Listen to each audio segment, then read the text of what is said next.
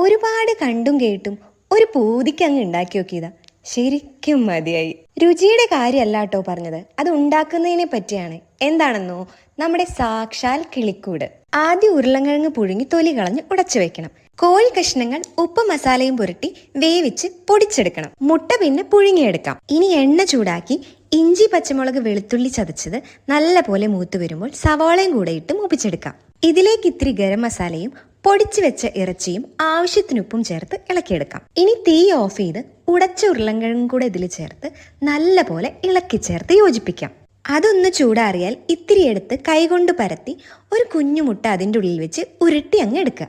ഞാനിവിടെ കാടമുട്ട പുഴുങ്ങിയതാട്ടോ എടുത്തിട്ടുള്ളത്. ഇനി ഒരു പാത്രത്തിൽ ഇത്തിരി സേമിയയും മറ്റൊരു പാത്രത്തിൽ 2 മുട്ട അടിച്ചതും എടുത്തു വെക്കുക. ഇനി ഓരോ ഉരുള എടുത്ത് മുട്ടയിൽ നല്ല പോലെ മുക്കിയെടുത്ത് സേമിയയിലൊന്ന് നല്ല പോലെ പൊതിഞ്ഞെടുക്കുക. ഇനി നല്ല ചൂടായ വെളിച്ചെണ്ണയിൽ വറുത്ത് കോരി അങ്ങ് എടുത്തോളൂ. അധികം കരിയാതെ ഒരു ഇളം ബ്രൗൺ നിറാവുന്ന വരെ വറുത്താൽ മതി.